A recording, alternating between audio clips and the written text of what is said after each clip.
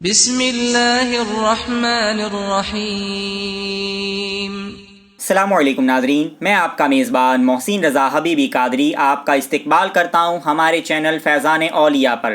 دوستوں، آج کی ویڈیو میں ہم سلسلے چشتیہ کے ایک عظیم ولی کامل اور حضور محبوب الہی حضرت سیدنا خواجہ نظام الدین اولیاء رضی اللہ تعالی عنہ کے محبوب اور جلیل القدر خلیفہ حضرت سید حسین خنگ سوار رضی اللہ تعالی عنہ کے بھتیجے اور خلیفہ کا ذکر کریں گے۔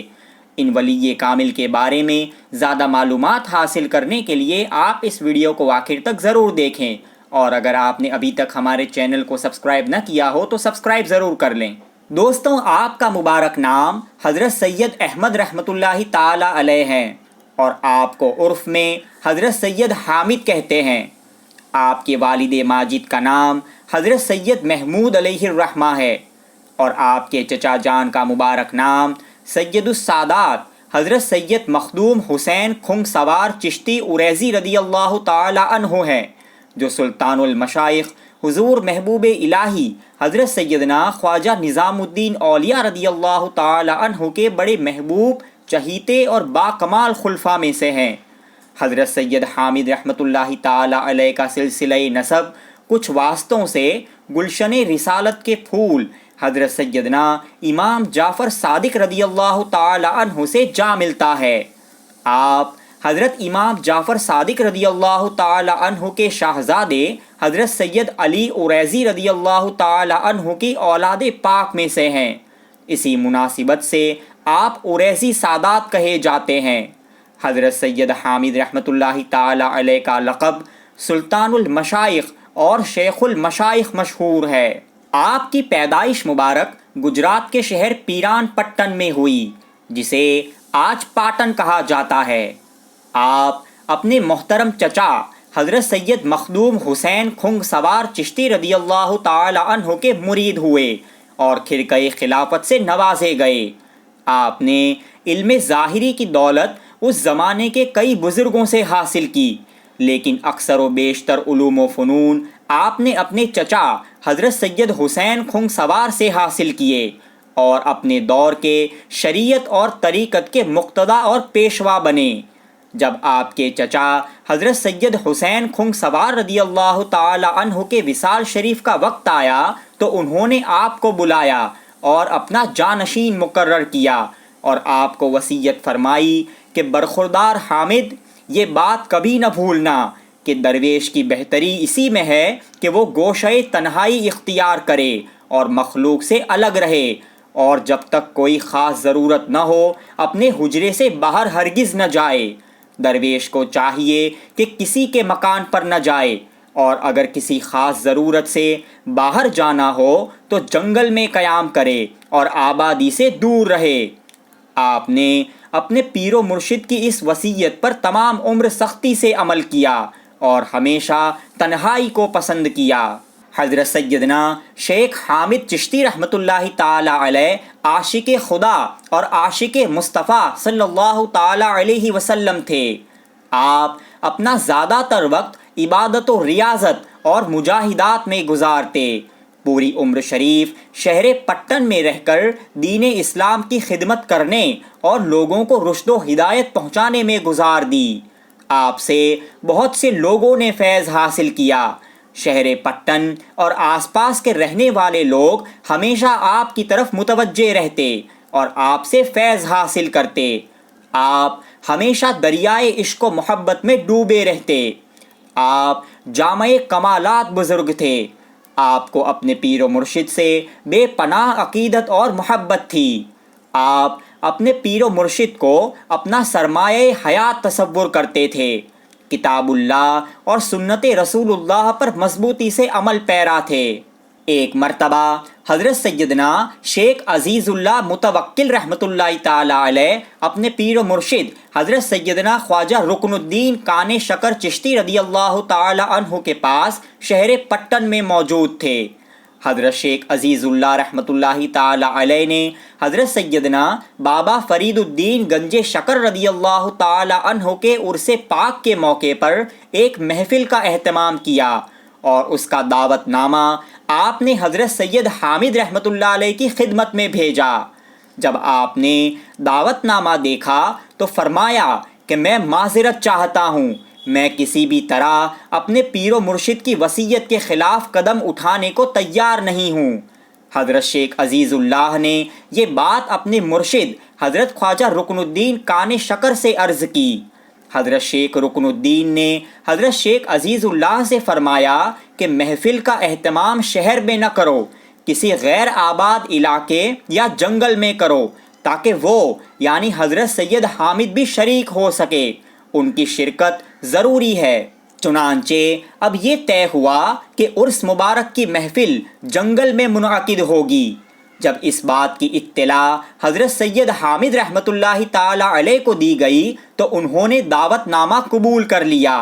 جس دن محفل تھی آپ شرکت کے لیے جانے لگے تو پہلے آپ نے اپنے چھوٹے بھائی حضرت سید یعقوب رحمۃ اللہ تعالی علیہ کو بلایا اور فرمایا کہ میرے انتقال کا وقت اب قریب ہے، میں نے تم کو اللہ کے سپرد کیا۔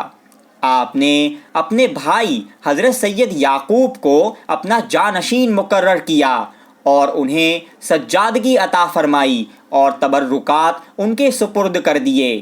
جب آپ عرس پاک کی محفل میں پہنچے تو عشق الہی کی آگ اور شوق و ذوق اور معرفت کی آتش نے آپ کو خود رفتہ اور مدہوش کر دیا۔ اسی کیف کے عالم میں آپ نے حاضرین سے فرمایا کہ اگر کسی کو عشق و محبت کا کوئی قصہ یا داستان یاد ہو تو سناؤ۔ ایک صاحب نے حکم کی تعمیل کی اور ایک قصہ سنانا شروع کیا۔ قصہ کچھ یوں ہے کہ ایک کلال یعنی کمبھار جو اپنی بیوی سے بے انتہا محبت کرتا تھا، اس کمبھار کے یہاں کوئی اولاد نہیں تھی، اس کی بیوی بانجھ تھی۔ ایک دن اس کی بیوی نے اسے اجازت دی کہ وہ دوسری شادی کر لے تاکہ اس کی نسل چلے، لیکن شوہر نے انکار کر دیا اور کہا کہ میں تم سے بہت محبت کرتا ہوں اور دوسری شادی کی وجہ سے یہ محبت کم ہو جائے گی جو میں نہیں چاہتا۔ بیوی نے شوہر کو سمجھاتے ہوئے کہا کہ کسی کی محبت جب کمال کا درجہ حاصل کر لیتی ہے تو پھر دوسرے کی محبت ہرگز دخل نہیں دے سکتی، لہٰذا تم بے فکر ہو کر دوسرا نکاح کر لو۔ اس کمبھار نے دوسری شادی کر لی۔ رفتہ رفتہ دوسری بیوی کی محبت اس پر ایسی غالب آئی کہ وہ پہلی بیوی کو بھول ہی گیا، مگر پہلی بیوی نے کبھی اس کی شکایت نہیں کی اور صبر سے کام لیا۔ کمبھار کی پہلی بیوی جس مکان میں رہتی تھی وہاں ایک گدھا بھی بندھا ہوا رہتا تھا۔ ایک دن اچانک اس گھر میں آگ لگ گئی۔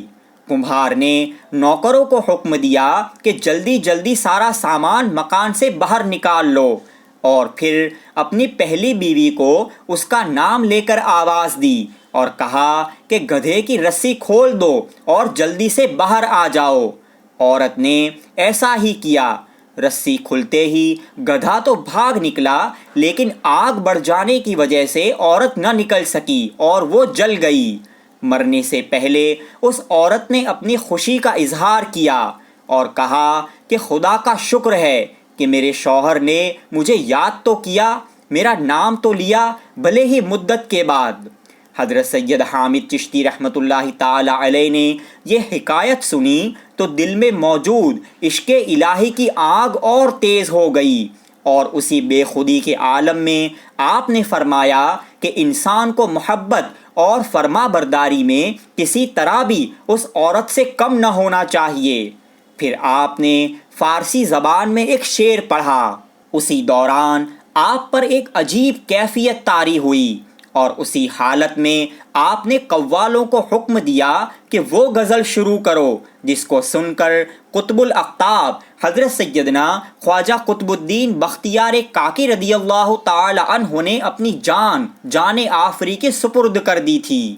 چنانچہ آپ کے حکم پر قوالوں نے وہ غزل پڑھنا شروع کی، اور جب وہ اس شعر پر پہنچے جس کو سن کر حضرت خواجہ قطب الدین بختیار کاکی رضی اللہ تعالی عنہ کا وصال ہو گیا تھا کہ کشت گانے کھنجرے تسلیم را، ہر زماں از غیب جانے دیگر است، یعنی جو صبر و رضا کے کھنجر سے شہید ہوتا ہے اسے ہر پل ایک نئی زندگی عطا ہوتی ہے۔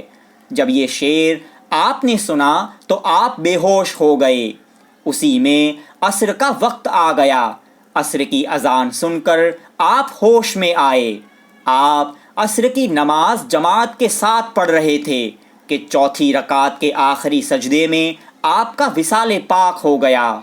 حضرت سید حامد چشتی رحمۃ اللہ تعالی علیہ کا وصال پاک 6 محرم الحرام 814 ہجری کو پیران پٹن میں ہوا۔ آپ کو آپ کے پیر و مرشد اور چچا جان حضرت سیدنا مخدوم حسین کھنگ سوار چشتی رضی اللہ تعالی عنہ کے روضہ مبارکہ میں دفن کیا گیا۔ حضرت سیدنا مخدوم حسین کھنگ سوار رضی اللہ تعالی عنہ کا روضہ پاک بہت عالی شان ہے اور یہاں کا نقاشی کام پرانے وقت کی یاد دلاتا ہے۔ آپ کے آستانے کے صحن میں بہت سے اولیاء اللہ اور شہدائے کرام آرام فرما رہے ہیں۔ آپ کے روضے کے سامنے ایک پرانی اور خوبصورت مسجد ہے جس کے ایک کونے میں آپ کا حجرہ مبارک ہے۔ اسی کمرے کے ایک صندوق میں وہ مبارک اور قیمتی چادریں رکھی ہوئی ہیں جس کو اس دور کے راجہ مہاراجہ نے حضرت سید حسین کھنگ سوار کی خدمت میں نذرانے کے طور پر پیش کی تھی۔ آئیے ہم اس مبارک حجرے کی اور ان چادروں کی زیارت کرتے ہیں۔ در جانا پہ فدائی کو اجل لائی ہو، در جانا پہ فدائی کو اجل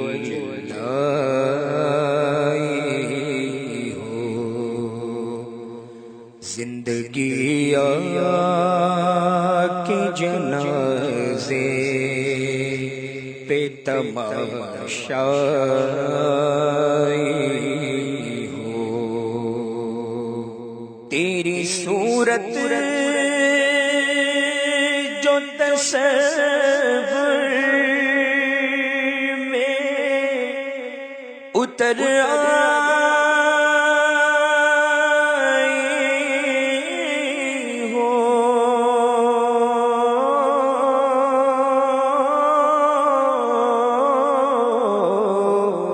دوستوں، حضرت سید مخدوم حسین کھنگ سوار رضی اللہ تعالی عنہ کی درگاہ شریف کے ایڈریس کے لنک آپ کو نیچے ڈسکرپشن میں مل جائے گی، اور آپ کی حیات پاک پر بنائی ہوئی ویڈیو کی لنک بھی آپ کو وہیں سے مل جائے گی۔